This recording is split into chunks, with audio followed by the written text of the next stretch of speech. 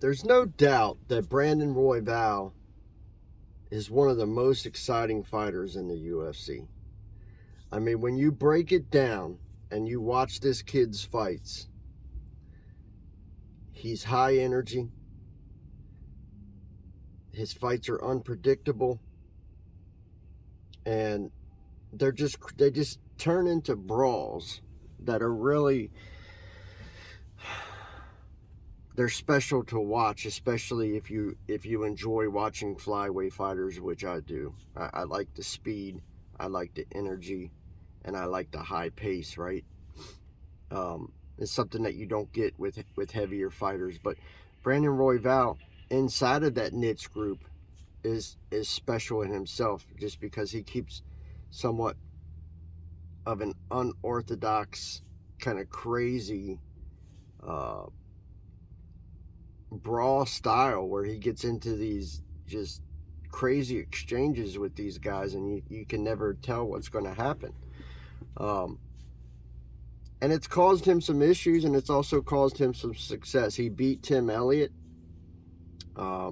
He ended up getting Kai Kara France, I think, in a choke because of one of these crazy exchanges, and getting a win over him, which is cool, right?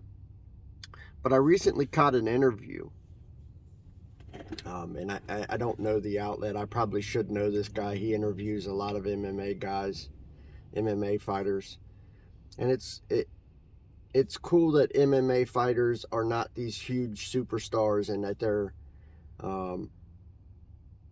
they're accessible to smaller media outlets. It's cool that you can actually get an interview with them, right? But I caught an interview where Royval, Brandon, is saying that he wants to change the way he fights.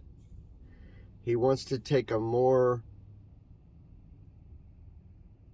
chess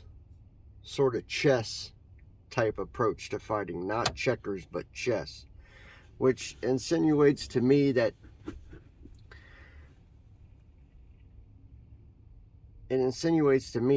he's looking to become more of a distance point fighter than one of these guys that does these crazy brawls. He said that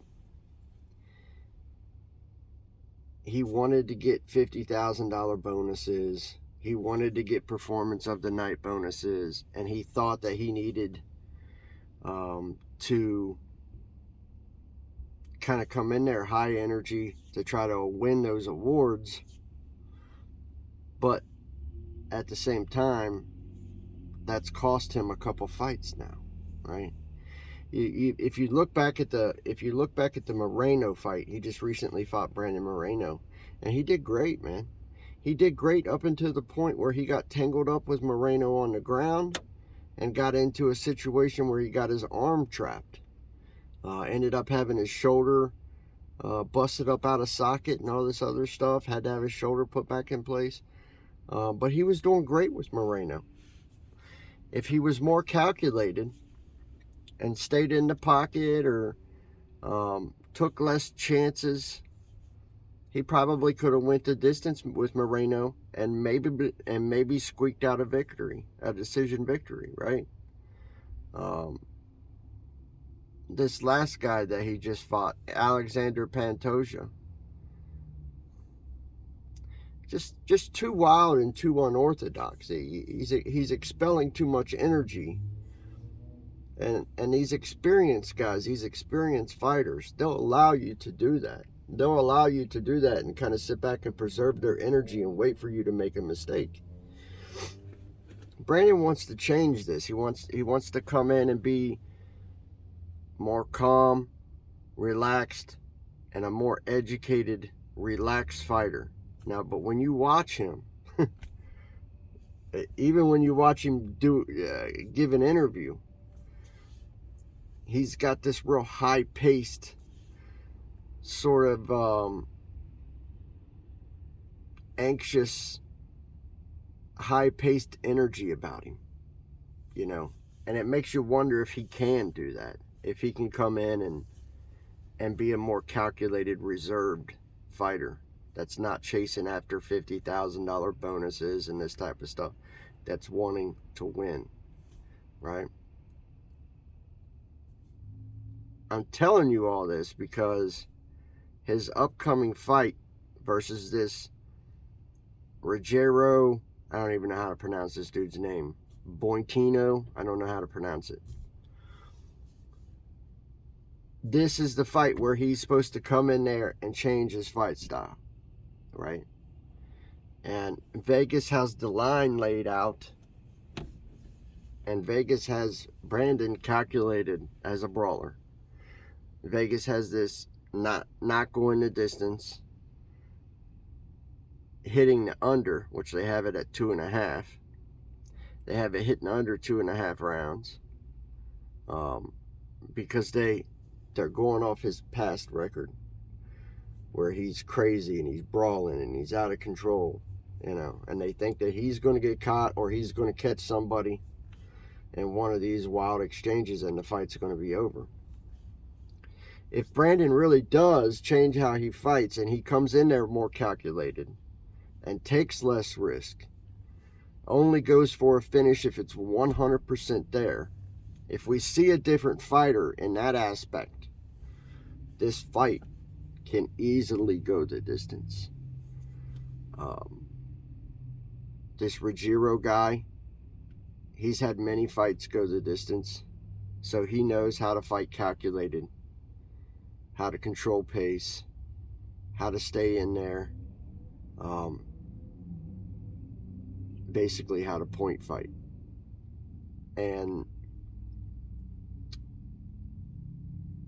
it's a question of whether or not you believe Brandon or not.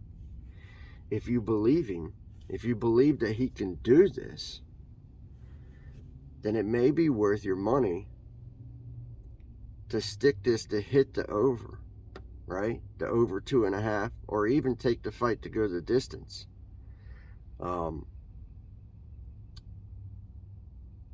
I can tell you a safer bet, and the line that I'll probably play once it's released. If you look at Moreno's average fight time across his career, his whole career, not just the UFC, everything. If you look at his average fight time per fight, it's about 7.5 minutes. I think maybe a smarter bet is to kind of see, hey, is he telling the truth? Let's give it a test here. Let's hit him at 1.5. So if you can find a line on the fight at over 1.5 rounds, I think that might be a good line to take, especially if Brandon really does try to not get in these wild exchanges and fights more calculated. We could easily see a fight that goes over 1.5 rounds. And also, even if he is wild and unorthodox and all this stuff, we know that his average fight goes 7.5 minutes. So, on this fight, I want to see what Brandon does. Now, I'll tell you guys that I'm biased to to Royval. I've bet on him several times, and I've won big, and I've lost big. The last two fights that Royval's had, I bet on him both times, and he's lost both of them from stupid, wild exchanges that he could have prevented. I'm hoping that he comes in here more calculated and tries to outpoint these guys, because he has the cardio and the skills to do that.